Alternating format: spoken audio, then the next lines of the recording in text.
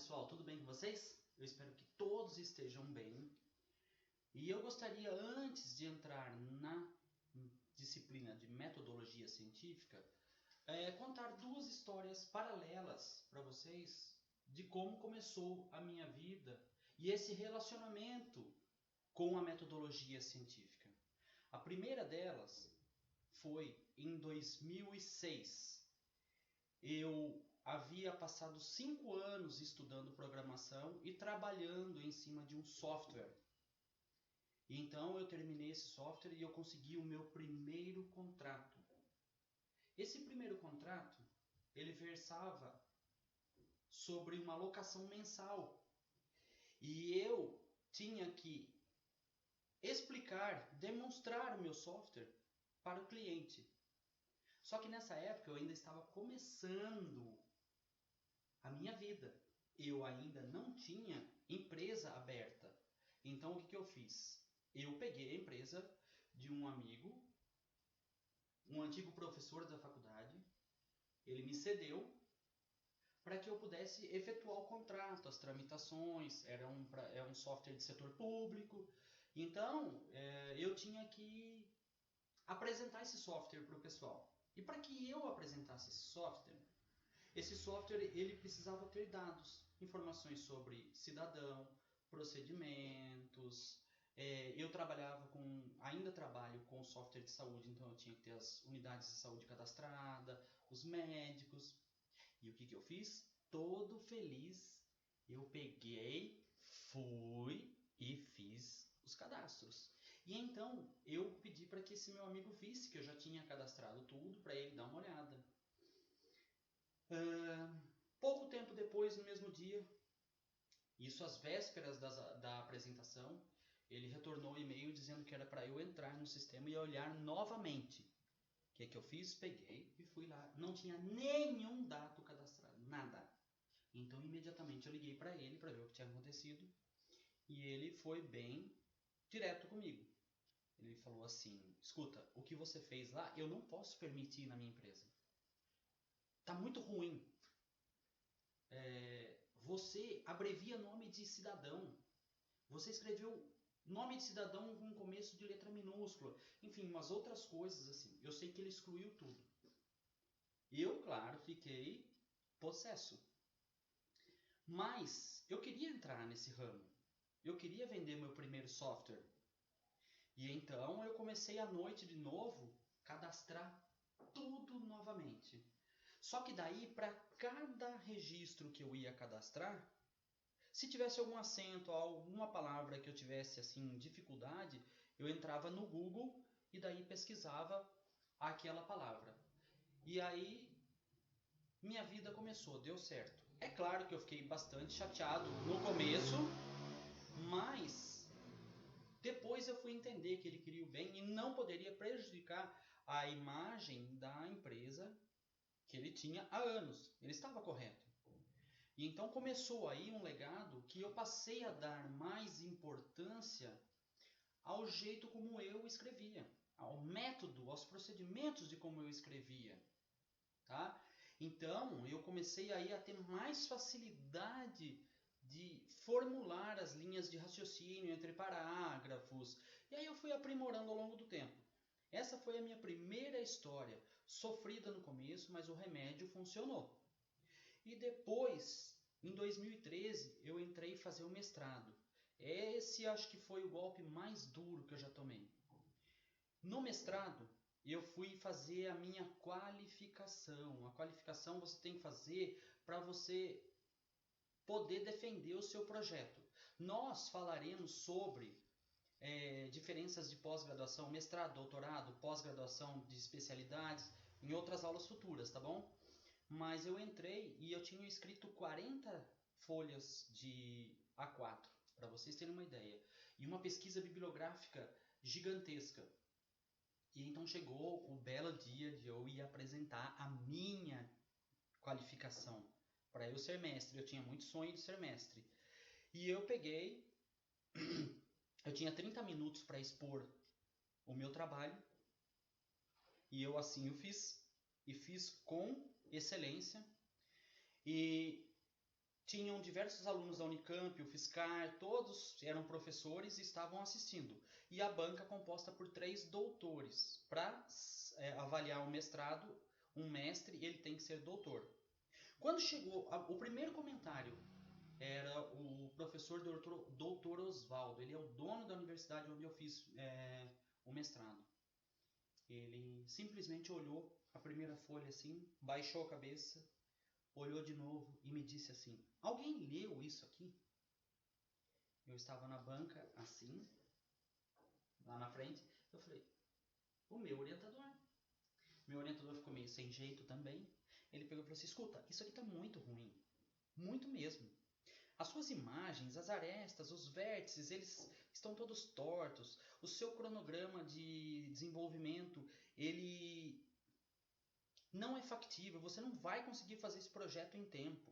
E aí, enfim, ele me arrebentou. Ele ficou 46 minutos só bombardeando a minha qualificação. Gente, eu voltei. Eram 2 horas de viagem voltando para casa. Eu voltei o tempo todo chorando. Eu não tenho vergonha nenhuma de falar. Porque na minha cabeça eu escrevia bem. Eu já havia tomado aquela cacetada em 2003 e aprimorado os meios como eu escrevia. Mas não foi suficiente ali. E então eu queria desistir do mestrado. Meu orientador me ligou e disse que na qualificação é assim mesmo, eles detonam o seu projeto, porque depois senão eles não têm como cobrar o que foi feito para você defender no final, tá? E aí passou uma semana, eu lembrei desse tapa que eu tinha tomado em 2006, foi em meados de 2006, se eu não me engano. E eu lembrei, e daí o que eu fiz? Falei, quer saber? Eu vou continuar. Mas eu vou dar o melhor de mim, eu vou fazer eles engolirem o que eles falaram.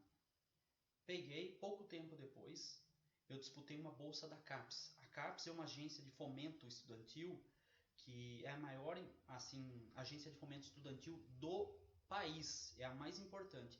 E eu ganhei uma bolsa de mestrado. Só que as condições da CAPES eram que eu não tivesse vínculo empregatício nenhum.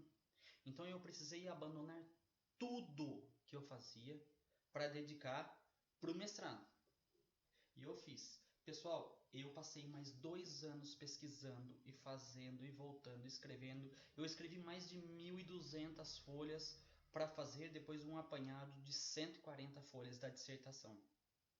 Mas, pouco antes de eu defender, eu submeti um artigo na França. Eu fui apresentar na França. E quando eu fiz isso, eu tive um choque de realidade. O meu artigo estava selecionado na Conferência Mundial da França para a seleção dos melhores artigos. E aí eu já fiquei assim, né, já tinha, aquilo ali para mim já bastava do retorno das pancadas anteriores, tá? Quando saiu o final do dia, a surpresa veio. O meu artigo foi o melhor artigo da Conferência Mundial da França. E aí aquilo para mim já bastava, porque se eu fosse defender, qual doutor na banca queria falar que o meu projeto estava ruim, sendo que eu tinha ganho a Conferência Mundial da França? E em paralelo a isso, daí eu publiquei mais 3 artigos, são artigos internacionais que eu publiquei, são artigos que a CAPES pagou para que eu os expôs, né? Porque é muito caro. E então chegou o dia de eu apresentar o meu trabalho. Nesse dia, vou falar para vocês, eu fui a pessoa mais feliz do mundo. Por quê? Porque só tive elogios, inclusive do Oswaldo, que tinha arrebentado o meu trabalho. Mas, pessoal, eu parei tudo que eu fazia, eu dediquei, eu passava das 10 horas da manhã até 1 hora da manhã, todo dia estudando sem sair de casa, aprimorei os métodos e depois disso eu ainda consegui que esse projeto gerasse uma patente, ou seja, para que as pessoas agora utilizem a minha ideia, elas têm que me pagar. Também consegui uma coisa que, para professores, para quem é mestre e quem está assistindo ainda não sabe, mas eu consegui publicar um livro e depois eu vou mostrar para vocês. Esse livro está à venda no Google e para quem publica, o livro ele tem um peso muito maior do que um artigo científico. Então eu consegui diversas façanhas e o meu nome ficou na história da faculdade. Mas vejam que se eu tivesse desistido ou tivesse negligenciado todas essas passagens difíceis, eu não teria chego onde eu cheguei. É claro que eu ainda pretendo chegar bem mais longe, é muito pouco que eu consegui. Mas eu estou relatando isso para vocês por quê? Porque no próximo ano, quando vocês forem desenvolver o artigo ou o TCC ou o artigo e TCC, vocês verão que os seus trabalhos eles irão retornar várias vezes com restrições para vocês mudarem. E isso acaba frustrando um pouco. Frustra de verdade, porque você já está cansado, já escreveu, já saiu tudo do que tinha para escrever, não tem mais nada, não sai mais nada da cachola. Mas o orientador quer que você mude porque ainda não está bom. Confie no orientador de vocês, porque ele sabe o melhor caminho. Eu tinha 2 anos para defender o meu projeto, eu defendi em 2,5, eu não consegui terminar o meu projeto de tanto que eu fiquei estudando e fazendo. Só que olha os frutos que isso gerou para mim. Olha os frutos que geraram do antigo professor da faculdade, o professor Peter, que hoje é meu amigo, frequenta a minha casa, eu frequento a casa dele, e mais, ele me pede ajuda. Hoje eu consigo contribuir com uma pessoa que me contribuiu lá no passado. Pessoal, essas são histórias que eu gostaria de compartilhar para vocês, porque vocês têm tempo suficiente para desenvolver um projeto maravilhoso, para aprender a escrever, para aprimorar os métodos, e eu vou passar para vocês tudo da mesma forma como que eu gostaria que tivessem passado para mim, tá ok? Eu espero então vocês para outra aula. Obrigado, pessoal. Tchau.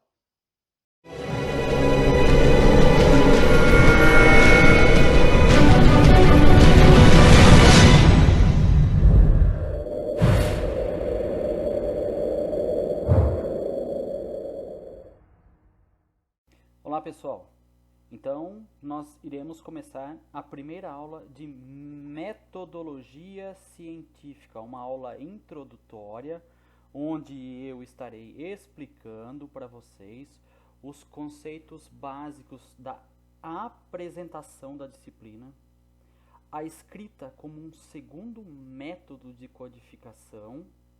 Agora nós iremos valorizar a escrita tanto quanto a comunicação oral, a metodologia científica, o que significa, quais os processos, métodos e técnicas, os tipos de conhecimentos contidos na metodologia científica, as boas práticas de pesquisa na web. Eu vou estar explicando para vocês como pesquisar por artigos, por informações, como otimizar o processo de pesquisa para que vocês não passem tempo lendo coisas desnecessárias. Depois eu irei passar um vídeo básico e ilustrativo pequeno para vocês então fazerem os exercícios. E por fim, os exercícios que versarão sobre a pontuação de acordo com as normas do semestre, tá ok? Então, vamos fazer, antes mesmo de entrar na disciplina, uma reflexão. Você já escreveu algo hoje? Eu gostaria que vocês parassem e pensassem um pouco. É claro que a maioria vai dizer que sim. Então, eu vou um pouco mais longe, tá ok? Eu gostaria de falar para vocês o seguinte, que vocês refletissem novamente para quem vocês escreveram. E se foi relevante. E por fim, se foi relevante para quem? Notem que este ponto de reflexão, as nossas conversas ou as nossas escritas, a comunicação, ela é e serve para as nossas necessidades pessoais. E agora nós precisamos ter em mente que a escrita, a comunicação, ela precisa ser relevante sobre um aspecto profissional, tá ok? Então reflitam se o que vocês escreveram hoje é relevante. Para quem? Esse foi relevante para quem, tá ok? Então aí entra a metodologia científica. que é o quê? Um método científico que se refere a um aglomerado de regras básicas e procedimentos. Eu não posso simplesmente sair mais escrevendo aquilo que eu penso da forma como eu quero. Né? O conhecimento científico, ele tem um conjunto de procedimentos e regras a serem seguidos. Então, ao longo das nossas aulas de metodologia científica, eu vou estar passando para vocês todas as técnicas, procedimentos e método, visando o quê? Contribuir de forma científica, ou seja, com conhecimento científico na área em que vocês estudam. E falando em tipo de conhecimento científico, nós temos aí dois tipos distintos de conhecimento científico. O primeiro deles é o explícito. O explícito é aquele em que os indivíduos são capazes de se expressar com bastante facilidade. Eles utilizam uma linguagem ou outras formas de comunicação. Quais formas? Artigos de revistas, manuais, bases de dados de informação, portais eletrônicos de conhecimento. E dessa forma, ele pode ser comunicado por sistemas que seguem uma estrutura ou meios formais. Quando se falam formais aqui, é que eu consigo enxergar, ler, replicar. Então, dentro deles tem o conhecimento da realidade, o conhecimento sequencial, aquele que segue uma sequência. Eu sei o passo sucessivo que o resultado vai dar seguindo um determinado método. No final desta videoaula, eu vou passar um texto para vocês da Embratel e vocês vão observarem que a Embratel ela já sabia dos resultados sequenciais antes mesmo de uma década de acontecimentos. E o conhecimento na teoria, que pode ser replicado, pode ser reescrito, aprimorado. Então esse é um conhecimento que nós chamamos explícito. O outro é o conhecimento tácito. Esse, pessoal, esse já é mais difícil de ser detectado. É aquele que o indivíduo é incapaz de se articular, ou seja, de demonstrar. Portanto, de converter em informação. Ou seja, ele sabe, mas não consegue passar e a outra pessoa não consegue fazer igual. Mas esse é mais útil para a ciência se puder ser transferido para outro modo e que seja reutilizado. Então esse é muito embasado em conhecimentos de experiência, simultâneo, conhecimento de prática. Querem que eu dê um exemplo? Toda lanchonete faz lanche e faz aí o tradicional x-salada. Eu aposto que vocês têm assim uma preferência por determinada lanchonete. Então, aquela lanchonete, ele tem um jeito na prática de fazer que os outros não têm, muito embora os ingredientes sejam os mesmos. Esse conhecimento tácito, ele é o mais importante. As empresas hoje detêm 75% do valor do capital intelectual no conhecimento tácito e apenas 25% no conhecimento explícito, que é dado em formas de artigos, revistas, tá? Esse conhecimento aqui, ele é mais difícil de ser repassado, porém ele tem um valor maior. Nós chamamos de realmente conhecimento da realidade, da prática, tá ok? E aí, olha só, o conhecimento científico aqui, que é a unificação, é tentar unificar tanto tácito como explícito, através de interação, para que nós possamos fazer a ciência dar continuidade para que ela tenha um avanço. Então, o ideal é que eu consiga, dentro da onde eu trabalho e dentro da onde eu vá desenvolver um projeto, que eu consiga unir o conhecimento tanto tácito quanto explícito. A ciência precisa progredir, a ciência precisa evoluir e, para tanto, ela necessita da união desses dois conhecimentos.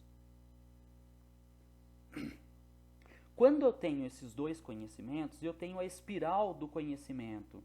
A espiral do conhecimento, ela diz o seguinte, que inicialmente eu tenho um projeto, uma ideia, uma tese, e eu sintetizo isso. E depois eu publico ou repasso esse conhecimento para frente. Uma outra pessoa pode, por exemplo, criar uma antítese, ou seja, ela pode autocriticar o nosso projeto, ideia, e ela pode lançar uma versão, ou seja, atualizar, melhorar o que nós havíamos anteriormente feito. Então isso gera um novo conhecimento. Do novo conhecimento, de novo, uma nova antítese. E aí, uma nova tese. Da nova tese, uma nova antítese. E assim sucessivamente. A ciência caminha aos tijolinhos, tá ok? Então, aqui vai uma dica para vocês. A primeira dica já é de que quando vocês forem pensar no trabalho de conclusão de curso, não pensem num resultado muito grande. O escopo, ou seja, o espaço inicial do seu trabalho e o final, ele precisa ter só uma contribuição significativa que não precisa ser grande. Não delimitem um projeto grande, senão vocês não vão conseguir terminar em tempo hábil. A ciência aqui me diz que eu preciso colocar um tijolinho de cada vez. Eu preciso melhorar um método que já existe ou criar um novo conhecimento. No caso de vocês, vocês vão criar um novo método, aprimorar um novo resultado através de um projeto, seja implementado numa empresa, numa ONG ou em qualquer outro tipo de organização. E aí, chegamos no que eu tinha falado lá no começo da aula para vocês. Olha o que a Embratel escreveu. 21 será um século onde o mundo sem fronteiras será marcado pela comunicação plena. Será o século da voz e da imagem chegando a qualquer lugar, não importa onde esteja. Essa mensagem ela foi colocada em 2001. Olha só, nós estamos em 2020. Então notem que a partir de 2011, que os smartphones foram largamente utilizados, é que nós começamos a ver isso de fato acontecendo. Então notem que, olha, pelo menos há 10 anos atrás, eles já imaginavam que isso iria acontecer. Como que eles fazem isso? Através de pesquisas científicas, tá ok? De buscas por informação. E falando em busca de informação, nós temos tipos de pesquisa. O primeiro deles é a sintática. A sintática, vocês já devem ter estudado no ginásio, análise sintática. Ela analisa somente o estudo das palavras, sem se importar com o significado, com o que elas são colocadas no contexto do parágrafo ou da frase. Então, esse tipo de pesquisa, vocês utilizarão nos trabalhos, no desenvolvimento dos trabalhos, apenas como correção ortográfica. A sequência das palavras, para quê? Para que a pesquisa semântica entre em ação, ou seja, seja feito um estudo dos significados da palavra, para que a sua frase ela contenha um raciocínio lógico e encadeado, sequencial, aquele que o leitor ele vai ler o seu trabalho e vai entender do começo até o fim. Ele não vai precisar ler o começo, quando chegar no fim ele voltar e falar, olha, eu entendi agora o que é a pesquisa semântica, tendo que ler tudo. Ele precisa ter uma sequência de passos. Então esse tipo de pesquisa é uma pesquisa que depois eu vou demonstrar para vocês, mas é uma pesquisa que estuda os significados. Por exemplo, vamos voltar aqui na pesquisa sintática. A pesquisa sintática, se eu pesquiso elefante, ela só vai trazer a palavra elefante. Na semântica, eu pesquiso elefante, ela vai trazer elefante. E depois de todos os resultados relacionados a elefante, ela vai trazer que o elefante é um mamífero. Depois que trouxer sobre mamífero, que ela é do reino animal, por exemplo, e assim ela vai encadeando um conjunto de significados ligado à palavra-chave que vocês estão pesquisando. Esse tipo de pesquisa é mais apropriado para vocês fazerem a pesquisa do trabalho, não pesquisarem somente por sintática, tá ok? E por fim, a pesquisa pragmática. Essa aqui é nova, inclusive o Google está tentando adaptar nas suas linhas de pesquisa do motor de busca. Tá? Essa trata da intenção, tentar detectar a intenção de quem está por trás. Por exemplo, se eu sou um nutricionista e pesquiso sobre maçã, eu poderia estar nos Estados Unidos e procurar sobre Apple. Então, ele vai me trazer a fruta e não o computador da Apple. Já se eu sou um programador, o motor de busca, ele tem que ranquear primeiramente os computadores da Apple e depois trazerem as maçãs como frutas, porque não é a intenção primordial do meu perfil de pesquisador. Tá, ok? Então existem 3 tipos de busca: sintática, semântica e pragmática.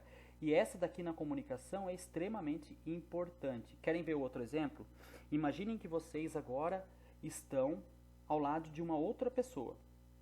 Vocês estão agora comendo um lanche. E a pessoa, ela simplesmente diz assim: nossa, eu estou com uma fome hoje. O que vocês vão imaginar? Claro que a intenção da pessoa foi querer um pedaço ou pelo menos comer um lanche igual ao seu. Já na pesquisa semântica, isso não é possível. A pessoa, imaginem agora esse outro cenário, vocês comendo um lanche, a pessoa teria que falar explicitamente para vocês o seguinte: olha, me dá um pedaço do seu lanche. Então essa daqui, nós buscamos a intenção por trás, assim nós melhoramos a comunicação. E por que eu estou falando isso? Porque o trabalho de vocês tem que tentar prever a intenção do leitor, daquele que irá ler o trabalho de vocês, para que ele se torne mais importante.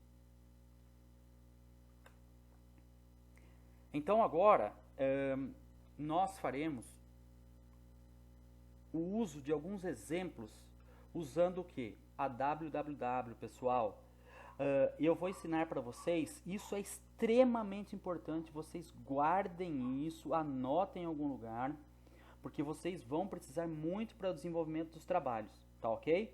Então, a primeira pergunta é: como realizar pesquisas relevantes?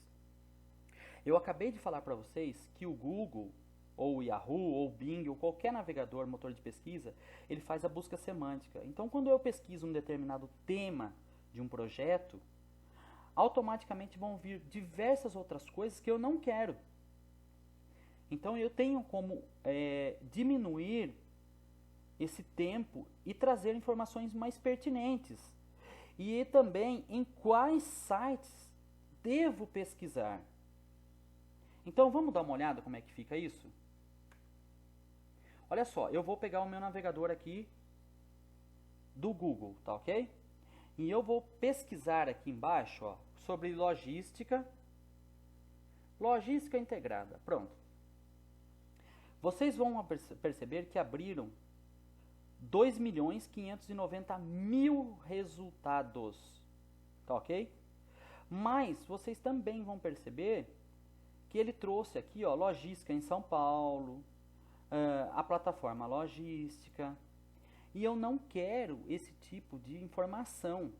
Se vocês pegarem então em outras páginas, olha, ele vai trazer primeiramente logística integrada, mas se eu pegar na página 10 aqui, ele já vai trazer totalmente outras coisas que eu não quero. Olha só. Estão vendo? Fluxo logístico aqui, ó. Então isso me atrapalha muito. Então notem, deixa eu aumentar só um zoom aqui um pouco para vocês, 110. Notem que o processo é extremamente simples.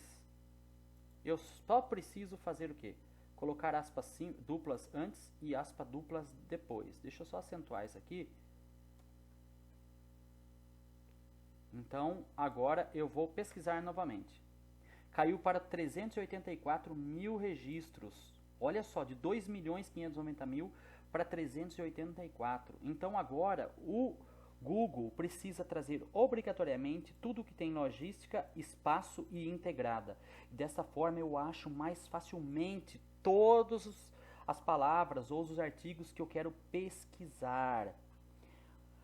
Então, essa é a primeira pergunta do slide, de que como realizar pesquisas relevantes. Agora, em que sites eu devo pesquisar? Pessoal, isso é extremamente importante. Eu não posso pesquisar em sites que, por exemplo, tem o meusucesso.com, o que é logística integrada. Isso não é aceito em metodologia científica e nenhuma pesquisa científica, porque esses sites, essas páginas, carregam preferências. Não existe um estudo, olha só, vou acessar para vocês verem. Não existe um estudo baseado em livros, em outros artigos, em pessoas que estudaram, em publicações. Então vejam, não tem nada aqui que me fale de onde esse autor tirou a definição que ele está escrevendo. Eu não posso fazer dessa forma. Então vou mostrar para vocês aonde é que vocês vão pesquisar daqui para frente os trabalhos de vocês. O Google tem uma plataforma muito boa que é o Scholar, scholar.google. E é o Google acadêmico, olha só. Então esse Google, ele tem todos os trabalhos possíveis e artigos publicados. Vocês então vão pegar, pesquisar o que vocês querem, entre aspas duplas, tá ok? Ó, aqui já trouxe 184 mil só, 200 mil a menos do que a outra pesquisa. Então agora eu vou colocar entre aspas duplas e vou colocar de novo. Ó, 7.450 resultados. Então percebam que todos agora, ó, desde o começo até o fim, eles têm que ter logística integrada. Ó, tá tudo negritado, tá ok? Tudo negritado. E aí eu tenho os artigos. Então, notem a diferença agora, que isso daqui é um artigo científico. Tem um resumo, tem o abstract, a introdução, tudo que eu preciso tem aqui sobre logística integrada. E se eu não tiver, eu pesquiso em outras páginas. E olha só, olha esse autor aqui, quantas bibliografias ele estudou para poder compor o estudo e dar uma definição do que é logística integrada. Então é dessa forma que vocês farão no trabalho de vocês. Vocês terão que pesquisar artigos que foram publicados e que contêm referências bibliográficas, citações. Então, vocês vejam a credibilidade dessa pessoa, o tanto que essa pessoa estudou e não carrega gosto de definição. Por exemplo, um método é diferente do outro. Um método é melhor que o outro. Então é dessa forma que nós fazemos para pesquisar, tá ok? No decorrer das nossas aulas eu vou passando novas técnicas para vocês. Por hora são essas duas para que vocês possam aí já estar começando a não só na minha disciplina, mas nos outros professores estarem pesquisando outros sites para poderem fazer trabalhos realmente relevantes, tá ok? Então deixa eu só voltar aqui para vocês.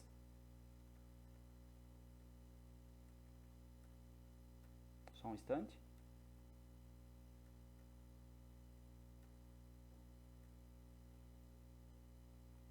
E agora, pessoal, nós iremos ver o vídeo. O vídeo também cai pergunta dos exercícios relacionados ao contexto do vídeo, tá ok?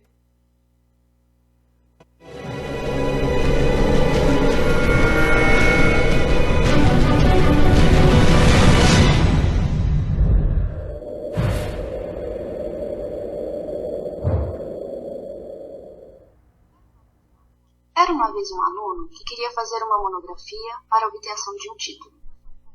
Ele pensou um pouco sobre o assunto e concluiu que havia um problema relevante em sua cidade que ele poderia resolver. O problema era o seguinte: havia um rio cortando a cidade ao meio e não havia forma segura de atravessá-lo.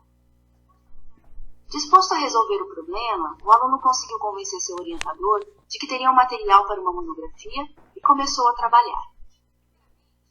Primeiramente, ele estudou tudo o que podia sobre rios e, à medida que estudava, foi escrevendo um capítulo de revisão bibliográfica. Escreveu sobre a criação dos oceanos, a molécula de água e seus componentes e vários outros aspectos, concluindo com uma pequena explicação de como a gravidade produz a correnteza dos rios. Encerrada essa parte de pesquisa, o aluno deparou-se com um problema em si, que era a inexistência de um meio para cruzar o rio. Pensando um pouco sobre o assunto, ele se lembrou de um instrumento sobre o qual já tinha ouvido falar e que servia para levar objetos de um ponto a outro, a catapulta. Escolhida a ferramenta de trabalho, o aluno passou a planejar os experimentos. Para o primeiro experimento, 100 indivíduos foram transportados de uma margem a outra do rio usando a ferramenta.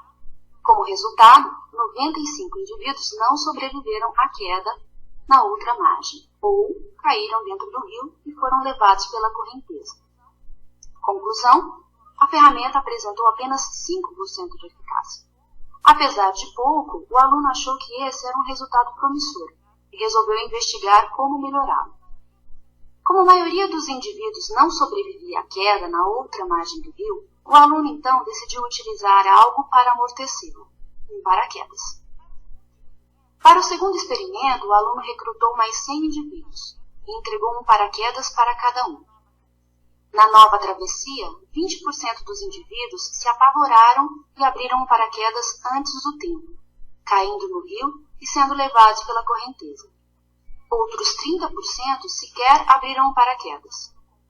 O aluno concluiu, portanto, que a eficácia passou de 5% para 50%, uma melhora significativa. Porém, o aluno ainda não estava satisfeito. Como alguns indivíduos ainda se desesperavam e abriam o paraquedas antes, caindo no rio e sendo levados pela correnteza, ou não abriam paraquedas e sofriam com a queda na outra margem, o aluno decidiu substituir o paraquedas por outro instrumento, o colchão de ar. Outros novos 100 indivíduos foram convocados para esse novo experimento e na travessia apenas 5% caíram fora do colchão de ar, porque entraram em pânico. Com 95% de eficácia, o aluno se viu satisfeito e resolveu encerrar os experimentos, até porque estava ficando difícil encontrar novos voluntários. O aluno, então, escreveu o capítulo de desenvolvimento, deixando como trabalho futuro o que não teve tempo de fazer, ou seja, propor e implementar um algoritmo para calcular a velocidade da catapulta com base no peso do passageiro e no seu índice de pânico. Contente com o ótimo trabalho que achou que tivesse desenvolvido, o aluno entregou a monografia para o orientador e foi reprovado. Por que o aluno foi reprovado? Porque, apesar de seu trabalho parecer ciência, o aluno pecou em vários aspectos no que diz respeito ao seu comportamento e aos mandamentos da metodologia científica. Por exemplo, ele não voltou a entrar em contato com seu orientador depois que definiu o tema do trabalho. Se tivesse conversado com o orientador, o mesmo poderia tê-lo redirecionado. Além disso, ele também não realizou uma pesquisa bibliográfica adequada, pois estudou muita coisa sobre rios, mas não sobre as formas que já existiam para cruzá-los, como, por exemplo, as pontes, os barcos, os teleféricos. Por ter feito uma revisão bibliográfica inadequada, ele concluiu, inocentemente, que era a primeira pessoa no mundo a tentar resolver esse tipo de problema. A escolha da ferramenta também foi feita sem uma justificativa adequada. Por que as outras opções foram eliminadas? A avaliação realizada gera desconfiança, uma vez que seus resultados consistem na comparação de seu trabalho com seu próprio trabalho, ou seja, não há comparação com trabalhos correlatos de outros autores. Por fim, o aluno escolheu como problema de investigação algo que ele observou apenas na sua cidade. Problemas locais nem sempre são problemas para todo mundo. Soluções locais nem sempre podem ser generalizadas.